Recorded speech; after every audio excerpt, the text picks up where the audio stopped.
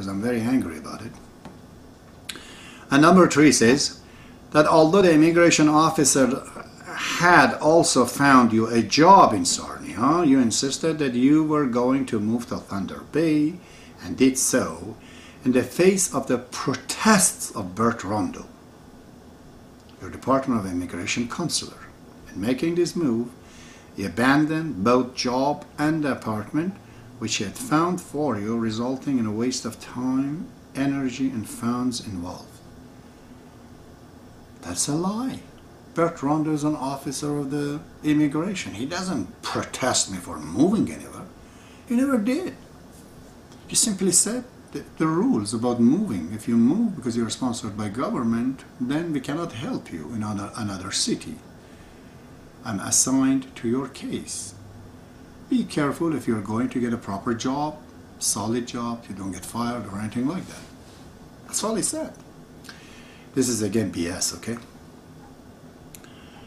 And there was no waste of any money. We went from $3.75 to get a $10 job. My wife is pregnant. We had to have some money. So what's wrong to move from one state to another? And plus, the government money was saved because they would be giving a lot of money to us. I was a good immigrant. I immediately went and I found a job and I became a taxpayer rather than getting money from government. No fund was lost. No energy is lost. Everything worked out well. Number 4, that in addition, you misled the Sarnia Spiritual Assembly stating that Mr. Bert Rondo agreed to your decision to leave Sarnia, which he had not. He never agreed or disagreed. Mr. Rondo was simply a worker for Canadian government regarding this finding job. Never in Canadian attitude they come down and say, hey, you can't go. We never heard that. They tell you it's up to you. He never wanted me to be any place, whatever I want to be, I guess he said. But I'm going to have to go to number 5. That on arrival in Thunder Bay, you adopted an arrogant and critical attitude towards other believers that disregard at least one of the Baha'is' deepening event, and has turned other gathering into a forum of the expression of your own strongly held views. I never had any view. I just came to Canada. I couldn't speak language well as few month I was there. I was in any meeting to disrupt anything that I know of. The only thing I know that, again, one Persian boy was involved with the wife of another, married wife of another Canadian, white man, Henry Alua. And he was leaving the faith and was talking to me about it. And he said, we brought you here to do this to us. And I'm so sorry, I said, my friend. I don't have any, I don't know what to tell you. But all of us are not like this. Please don't judge us all the same way. We're not like this. So the boy got angry, probably teamed up with Terry Nesbitt, because he called even the tax office to say that I'm doing wrong, and which we brought the tax office man, and I have that letter too, and the tax office said, I'm right. He's lying. He wanted to go in POGI and unemployment insurance, asking me to write down a check, a phony check, and I told him I can't do it. So I complained, and they came and looked, audited us, and I have the letter. They said that I am correct, that I could not call him a worker because he did just one roof. But number 6 is, it says that in collaboration with Toydat Ifad, you prepared, printed, and distributed a letter to the general public in Thunder Bay. My God, I did not print any letter. I don't know how to print letter. I have no money to print letter. The letter was decided by assembly, and it wasn't a letter. The letter originally was drawn by Toydat. Against it was rejected, if they are referring to that. But what was distributed, the order of a local spiritual assembly of Thunder Bay, was essentially the pamphlet. I was just distributing. I never printed it. I don't know how to print it. I didn't have the printing house. Why are they saying I did that? And they continue. They say which not only lacked approval of the Thunder Bay Assembly, but which ignored their request that you required their approval. I never sat down with Assembly to say anything like that. After this letter came, I went and talked to Philip Spakowski and Bahram Dadgostar. I said, what is this letter? They said, we have never complained from you to the National Spiritual Assembly of Canada. We are not aware of these things. They found out Nesbitt has stolen the seal of the assembly because his wife was secretary and wrote a letter on his own and sent it to the National. And who is sending this letter to me? Mr. Douglas Martin, right here, who is now the member of the Universal Laws of Justice. This oblivious individual, he did not contact the assembly to find out prior to sending this letter disturbing me and my wife that we did not write these things down. We weren't involved in that. Right from there you can see the rest of it is all bogus. This issue was big when it came.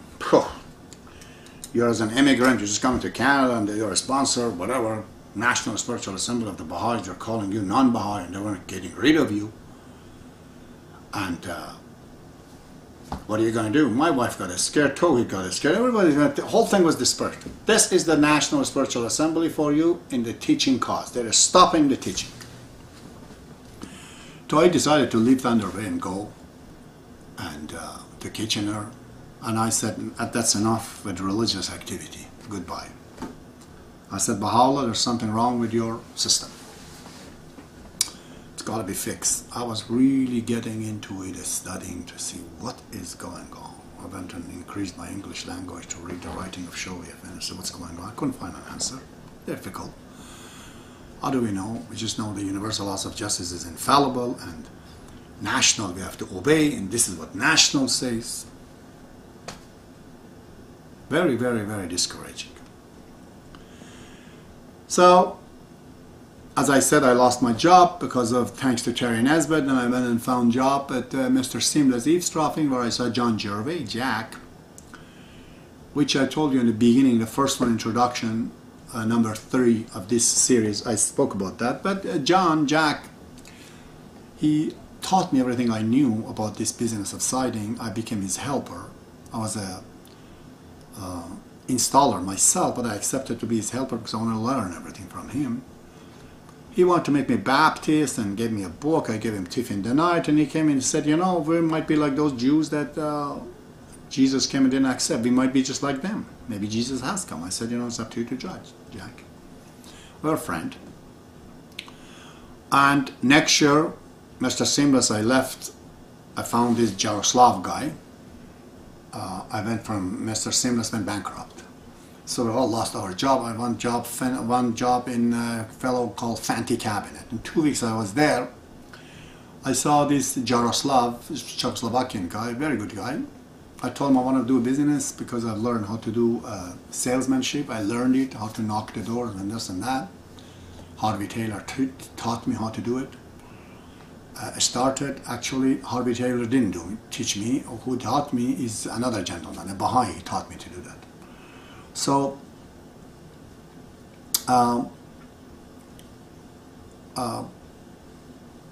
he said that I started my own business and I needed money, $5,000 to put a consumer protection bond. He had the money in his account, he put the money in there, and we went there and started Journeyman Construction. In the first week I sold $25,000 and got $5,000 deposit. I said, yeah, welcome to Canada, this is it. So the economy changed, all of a sudden. Then we went on my way. He went to start his own cabinet business, I went to siding. No fight between us. The last job that we had together, we did it together, and he left and I left. We're a friend. So, prior to this though, becoming this businessman, after I met Jack, I met this fantastic Baha'i. I like to find him, if he can hear me somehow, to know where I am to get me. It's John Henry, a tall man who had a disagreement with his wife. They were divorced. There was this little boy. I have his pictures still. John Henry knew I'm in trouble because Tawhid is gone and I can't afford to stay in this apartment. I have to go to get another new place. And I have no deposit because I'm on Pogi now. He even worked in Kakabuka Falls for Terry Halibaki and he got $800 and he just came and offered it to me. I said, money for you, Abbas. You know, you can buy a break, you can do something, this and that.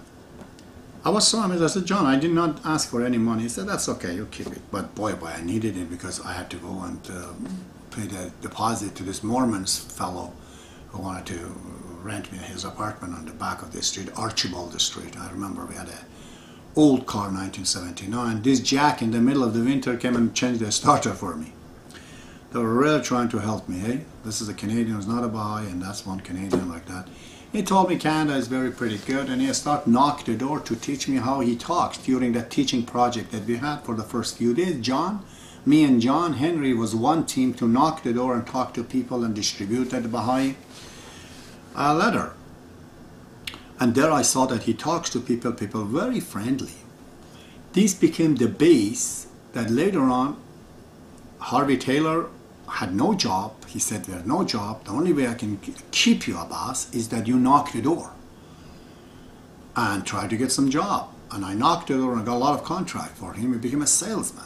But when Terry Nesbitt got involved, he fired me. This is how it happened. Eh? Now I knew how to sell. So with Jerry, with the help of Jerry, we started the business. As I said, I started to have money and forgot all about this Baha'i Faith business. It went a few years. Decided around 1990 to go to Israel. I just called on the phone to the Universal House of Justice. I said, my name is Abbas Temouri, I'm coming. They said, come. Could you believe it? You have to wait long. I said, no, I have to come. They said, then you come. Right away, they permit us, me and the wife and the two kids. We were to Israel to see the Holy Land. In Holy Land, I met Mr. Fatazam, a fantastic Baha'i member of the Universal House of Justice. Beautiful Baha'i.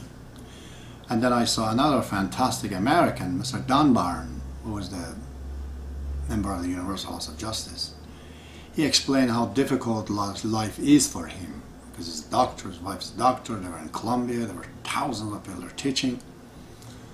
As kids, they want to be in Los Angeles, California, and they're all in Israel, in a small country. They just don't like it, but he has to sacrifice. These people, they think, I want to be the member of Universal House of Justice. I always say, what have I done wrong? God is punishing me to be here. So, you know, so I had this dream that I told you previously in India. I went there to the shrine of Baha'u'llah. There's a room, a carpet hanging on the door, and there's another room right across. I went in the other room, did a prayer. How did I get that prayer? It's very strange. When you're in a shrine of Baha'u'llah, whatever you wish, they'll give it to you. I said to God, I need something. He says, yes, what do you want?